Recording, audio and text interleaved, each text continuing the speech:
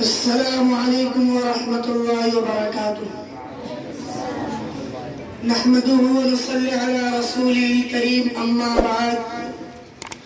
چشتی نے جس زمین میں پیغام حق سنایا، نانک نے جس چمن میں وحدت کا گیت گایا، تاتاریوں نے جس کو اپنا وطن بنایا، جس نے حجازیوں سے رشتے عرب چھڑایا۔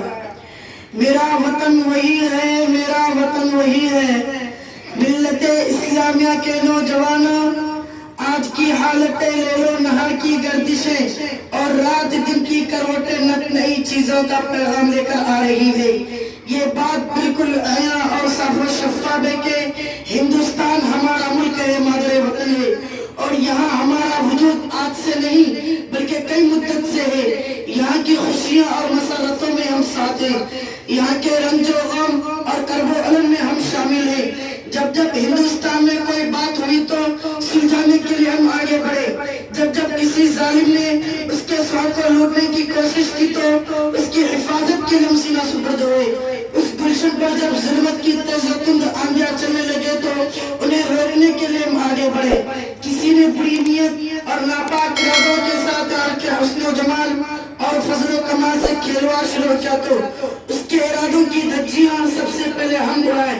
کہاں تک گنیں گے، سچ تو یہی ہے، چمن میں ہر طرف بکھری ہوئی ہے داستاں میری، چمن میں ہر طرف بکھری ہوئی ہے داستاں میری۔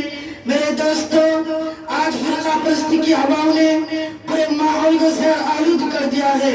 منافرت کی چنگاریوں نے سکون و اطمینان کے محلات کو خاکستر کر دیا ہے۔ بغض و عداوت کے گندے اثرات ہر جگہ پھیل چکے ہیں۔ آسمانی ہند پر ظلم و ستم کے گھاٹا کو بادل چھائے ہوئے ہیں۔ ہندوستان کی گلیاں ماتم کدا میں بھارت کا بچہ اپنی نازک آنکھوں میں مستقبل کی امید لیے ہوئے ہیں۔ انصاف کی چیخیں نکل رہی ہیں، جمہوریت کا شیرازہ بکھر رہا ہے۔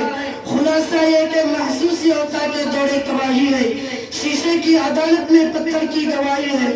عزیزان گرامی، مسلمانوں کے عمل سے قبل ہندوستان لڑائی اور جھگڑوں کا اڈا بن چکا تھا۔ مذہبی ٹکراؤ اس قدر تھا کہ ایک دوسرے کی عبادت گاہوں کو بھی نہیں بخشتے تھے۔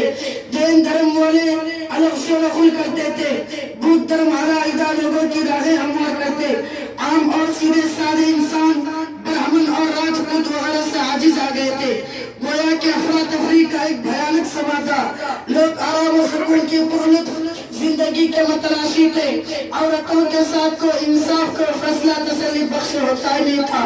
یہ حالات ہندوستان کے حق میں بہت برے تھے کہ غلامی کی لہریں ہندوستان کے لوگوں کے دلوں پر چلنے لگے۔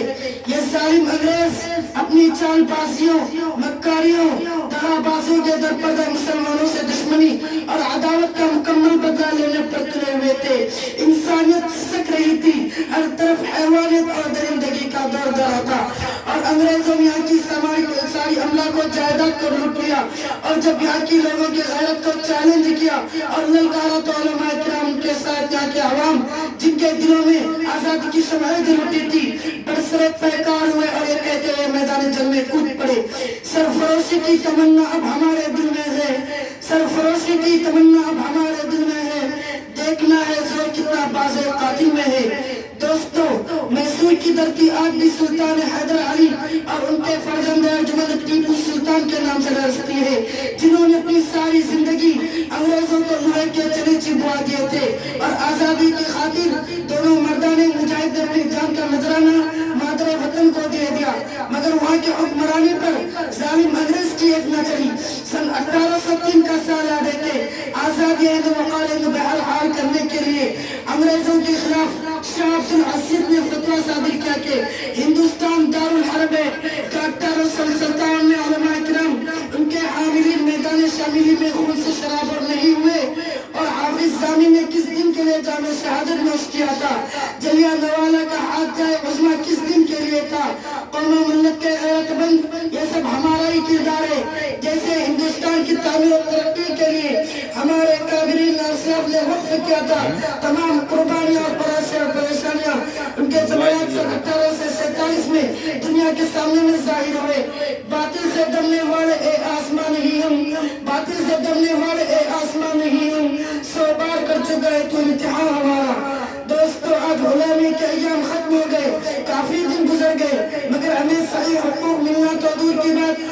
حق اصلیہ بھی چھینے جا رہے ہیں. ہمارے ساتھ ظلم و ستم کا رویہ اختیار کیا جا رہا ہے. ہم مسلمانوں کا ہندوستان میں جینا دوبر ہو گیا ہے. ہمیں فرقہ پرستی کے آگوں میں جھکا جا رہا ہے. فسادات کا اصل نشانات کم ہوتے ہیں. ہماری اس دھرتی پر اتنی قربانیوں کے باوجود ہماری اس طرح عزت افزائی کی جا رہی ہے. جب غلستہ کو خون کی ضرورت پڑی تو سب سے پہلے ہماری ہی گردن کٹی. پھر بھی کہتے ہیں جہل چمن، یہ چمن ہے ہمارا تمہارا نہیں. وقت کے ایور فرزندوں، ہمارا مستقبل تبھی تابناک ہو سکتا ہے جبکہ ہم اپنی ماضی کی تاریخ کو سامنے رکھ کر ہم آگے بڑھیں گے. ہم میں وہ روح آج بھی موجود ہے. ہماری طاقتیں سرد نہیں ہوئی ہے، ہماری راہیں کھلی ہوئی ہے، ہمارے ارمان ابھی بکھرے نہیں ہیں. ہم آج بھی اپنے ارادوں کو فولاد و قوت دے سکتے ہیں. ہم اپنے عزم کو کوہ ہمالیہ کی چٹان بنا سکتے ہیں. تو تاخیر کس بات کی، رکاوٹ کیوں؟ اٹھو آگے بڑھو، کھینچ لو ظالم کی زبانوں کو، سلب کر لو باطلوں کی طاقتوں کو، روک لگا دو مخالفوں کی راہوں پر. یہ خاموش مزاجی تمہیں جینے نہیں دے گی، یہ خاموش مزاجی تمہیں جینے نہیں دے گی. اس دور میں جینا ہے تو کوہرام مچا دو. میرے دوستو، مستقبل کی کامیابی ہمارے حرکت و سکون میں مضمر ہے. آنے والے دنوں کی روشنی ہمارے مضبوط ارادوں میں پوشیدہ ہے. ہم جان کو ہتھیلی پر رکھ کر اکابر اسلام کے طریقے کی تجدید کریں تاکہ ہندوستان کا خطہ میں سکون کا گہوارہ بن جائے. قدرت سے امید ہے کہ کامیابی ہماری دامنگیر ہوگی. کچھ بات ہے کہ ہستی مٹتی نہیں ہماری،